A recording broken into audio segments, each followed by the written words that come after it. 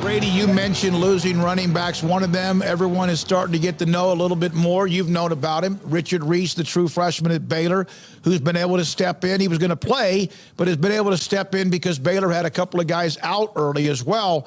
Did you ever expect he could step in like he has at Baylor and done what he's done as a true freshman in college football at a Power 5 school?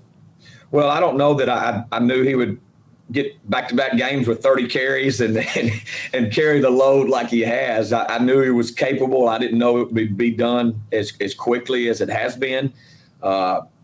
Richard kind of went under the radar a little bit in recruiting until really late junior year and then early in his senior year, obviously. But I knew he was capable. I didn't think he would do it this quick, to be real honest.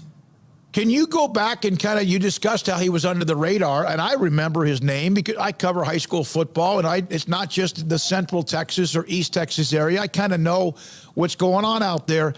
Can you kind of go over that recruitment, and how did Baylor, and when did Baylor, and what was the difference in him going to Baylor? Well, I think Baylor was one of the teams, obviously, that kind of kept their eyes on him early, just having a relationship with some of those guys, and they just do a great job of everything. I think the world of that staff and those guys, but they always do a great job of coming by here. And I can't say that about everybody, but we do get good traffic. But Baylor just always coming by and keeping an eye out.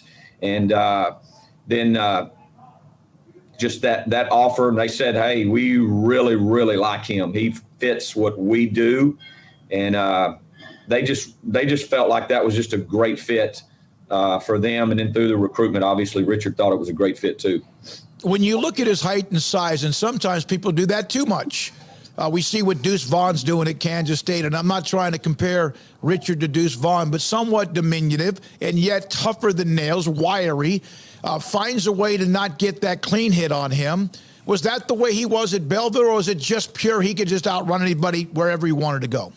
Well, I think it was that combination. Most of the time, yeah, he was outrunning them. He hit the hole and he would outrun them. But when you really needed that and you were against a really good team, he always had that lean forward. Just like you said, never a real clean shot on Richard.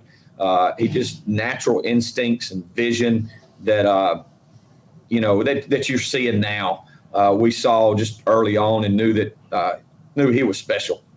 For a school like Bellville, to have a young man step in as a freshman and play right away, basically as a varsity player at the high school level, what allowed that to happen? And did you know that when you watched him maybe playing junior high ball? We did. At the junior high level, we knew, his 8th grade year, as we watched him just really grow that 8th grade year into his freshman year, and even at that age, he was such a hard worker and just loved the game. And as we started talking, we're like, guys, I think we're probably going to have a freshman starting for us at running back here. It just really had a lot of talent, obviously, and just loved the game and loved everything about it, even embraced the grind as a freshman. And he was one of the freshmen that we said, hey, we want you with our varsity working out during the summer. And the way the kids just flocked to him, even as a freshman, was pretty neat to see. Grady, what kind of person was he as he grew up? And as you said, he loved the grind. I mean, I don't care what classification it is. A freshman stepping in, especially at a place like you with all the lineage and history at Bellville, the young man, he seems to be kind of a quiet assassin in some ways. You nailed it. Really quiet guy, humble guy. One of the best stories I can tell you about his character is several parents emailed me one morning, called me, talked to me about what they saw him do at a baseball game. Our student section at a baseball game, baseball's big here.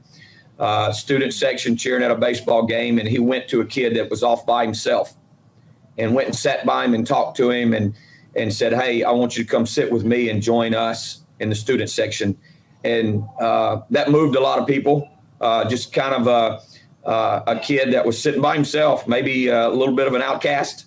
And that's Richard. I mean, he fit in with every group. there was, whether it was our Cowboys, whether it was our different types of kids, he fit in with every group. But I thought that story and what they said, that says a lot about his character, and that's him. That's awesome. Did you ever once have to raise your voice at him? Maybe just hurry up and get your rear back to the huddle so we can run another play, because he would hit the hole so hard and keep going. It was like, come on, Richard, get back and get another rep in right here. I'm not trying to compare him, because Earl Campbell was a thumper, and he also was an incredible, he had all of it, that power, speed, whatever, coming out of John Tyler and then at UT and then even with the Oilers. But remember how Earl used to finish up a play, and it was like he was dead. And he'd like slowly get up and barely make it back to the huddle, and then he'd run right over you or run right past you yet again. Do you remember those years with Earl? Absolutely. Big Houston Oilers fan, and used to talk about exactly what Earl would do right there, what you're saying.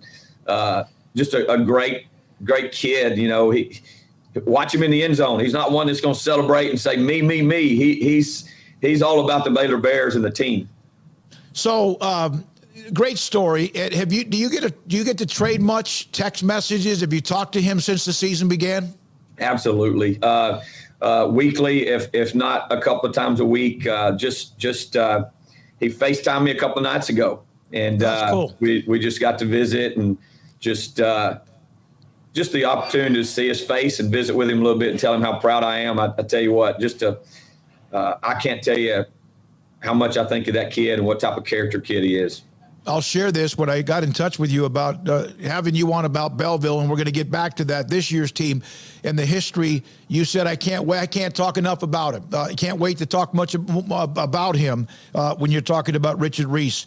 So do you remember the most carries he ever had in a game, just off the top of your head, an approximate number at Bellville? It had to be 28 to 35, somewhere around in there. Yeah, there were times that he was definitely carrying the load for us.